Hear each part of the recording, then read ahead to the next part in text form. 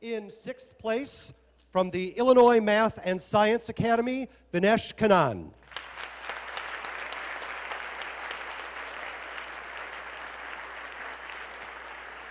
In fifth place, from Coal City, Zachary A. Landers.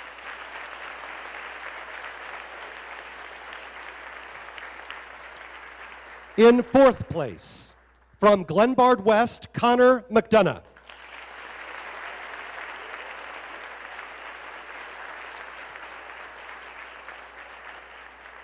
In third place, from Wheaton, Warrenville South, Tyler McSennick.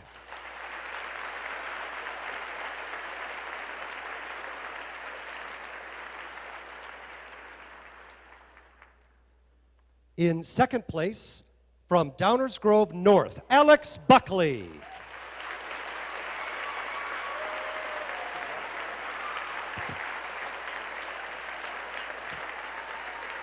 And your tournament champion in extemporaneous speaking from Normal Community West, Tyler Ross. Hey, sugar, what you gotta say? It started with a whisper. And now your state champion in extemporaneous speaking, Tyler Ross.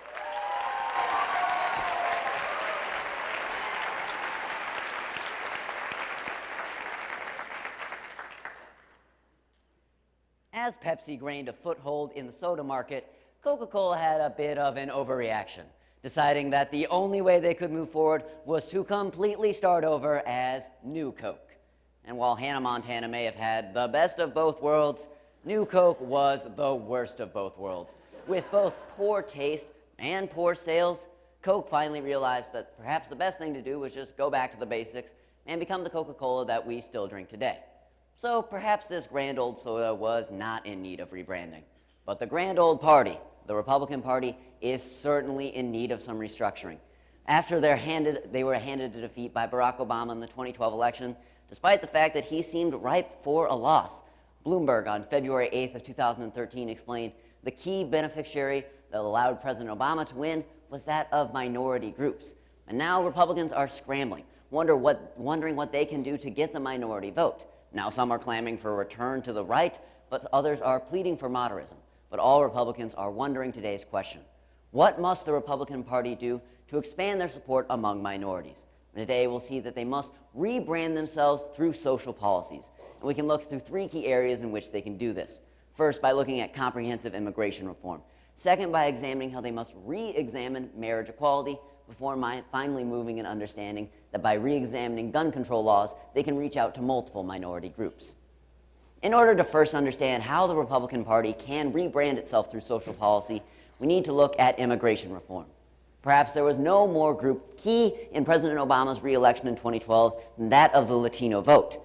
As the Washington Post reported on December 8th of 2012, Latinos made up 10% of the electorate in 2012, their highest number in history. And of that Latino electorate, 71% of the vote went for President Obama. Even if he had just garnered 61% of the vote, which still would have been a pretty nice victory for Obama, in the end, Mitt Romney would have won the election. So it is clear that Republicans must re-examine their support from Latinos. And as according to a February 15th, 2013 article published in the New York Times, we can see that the key idea that was keeping Latino voters from voting for Mitt Romney was the lack of a path to legal citizenship status for the nearly 11 million undocumented immigrants living in American borders. While Mitt Romney himself had advocated for simply building a wall and self-deportation, which sounds nice enough, but is actually just making life so hard that the immigrants just leave, which may be a good strategy for getting rid of a girlfriend that you're too afraid to break up with, but it's definitely not the best strategy for immigration reform. And luckily, Republicans are actually realizing this. As according to a February 13th, 2013 article published in Time magazine, Republicans are working since the Senate has reconvened, somewhat bipartisanly with the Democrats, to move towards immigration reform and allowing legal citizenship status and an easier path to immigration for not only the 11 million undocumented immigrants, but for immigrants in generations to come. So by re-examining their stance on immigration reform, Republicans can reach out to the Latino minority and can be a party that can stand on elections for decades to come.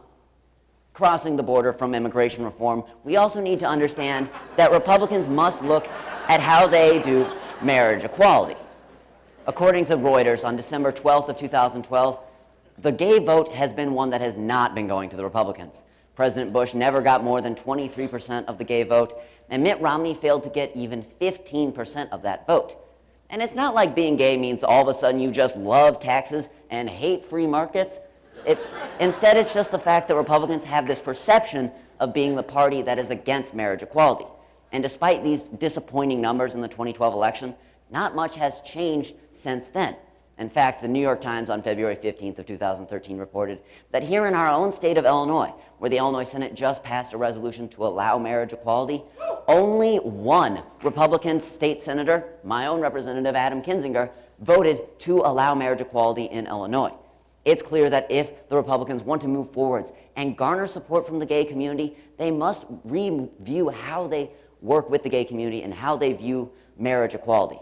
And the chance is out there, as according to the Wall Street Journal on February 8th of 2013, with court decisions coming up soon on both DOMA and Proposition 8 being sandwiched between resolutions between different sports communities and the Boy Scouts looking at how they view and deal with the gay citizens and their communities, it is clear that Republicans have a chance to respond and make a name for themselves amongst the gay community, and hopefully bring that percentage up from 15% to maybe a more respectable 30 or 40%.